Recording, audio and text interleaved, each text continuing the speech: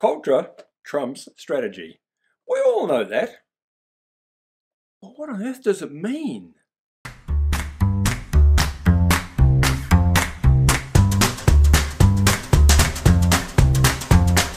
It's an often heard statement. Culture trumps strategy. And when I hear people say that, they normally drop it casually into a conversation, saying something intelligent about the way business works. But then when I ask them, what does that mean? I get all sorts of bizarre answers. A lot of people think it's a competition. Culture versus strategy. And the culture will always win. Those same people tend to think that you can't influence culture. You get what you get with the people you get. I'm not a great fan of that idea.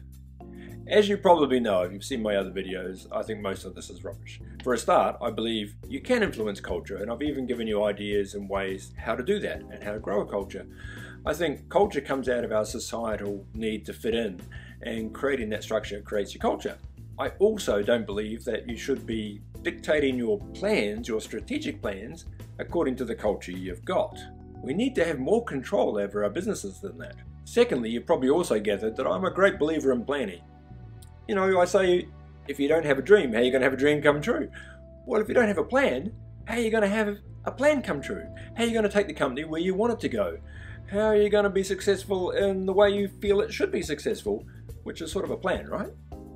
You need to be able to plan, and a strategy is exactly that. In fact, the execution plan for your strategy is exactly that. A much better way of explaining the statement culture trumps strategy is perhaps that your culture needs to grow with your strategy.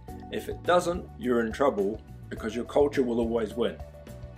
That I agree with. It's sort of a healthy body, healthy mind sort of thing.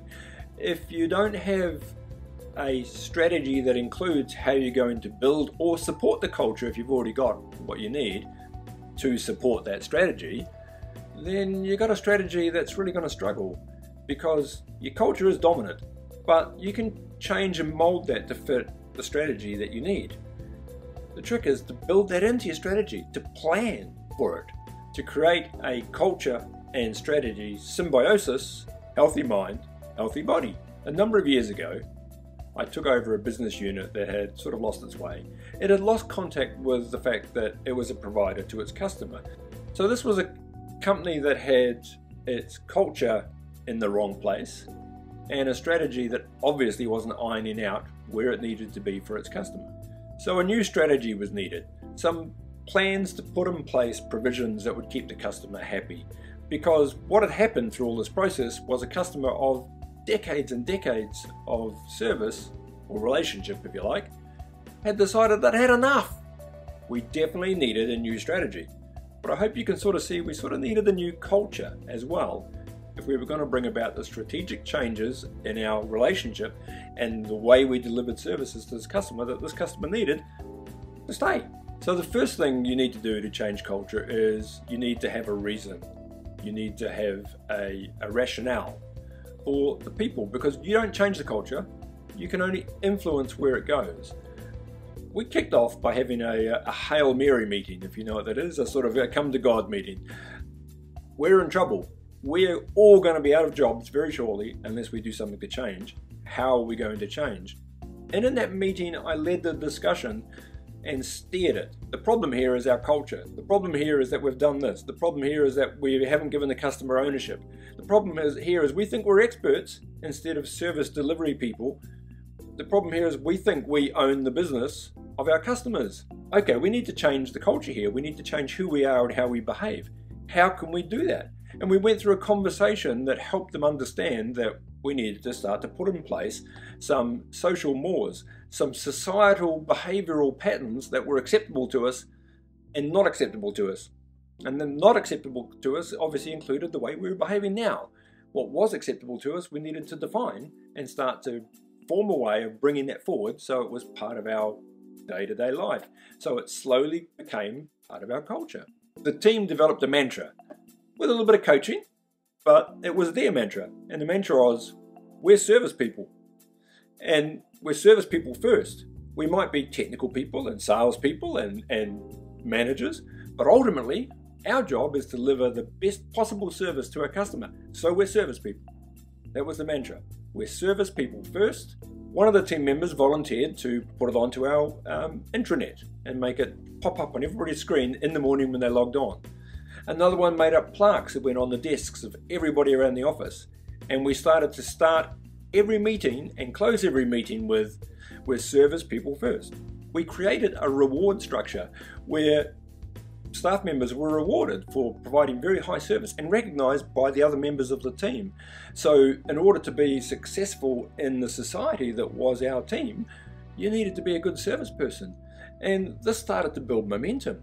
Eventually we started to change, and I started to enlist the customer itself in altering the behaviour, just having a conversation with them, telling them what we were doing, how we were actually changing our behaviour and changing the way we were delivering service, and that they could be part of this. All they needed to do was call out the members of their staff who they thought were performing really, really well when they did something that really pleased them. What happened was the customer got completely on board with this and actually started to invest in their own reward system for our staff, for members of our team. It was fantastic to see. The culture slowly started to change, and the relationship with the customer also started to change. There was obviously a strategy here as well. And the strategy was to change not only our culture, that was the supporting part of it. The strategy, the business strategy, was more about we needed to change the way we interacted with our customer. We needed to change our deliverables.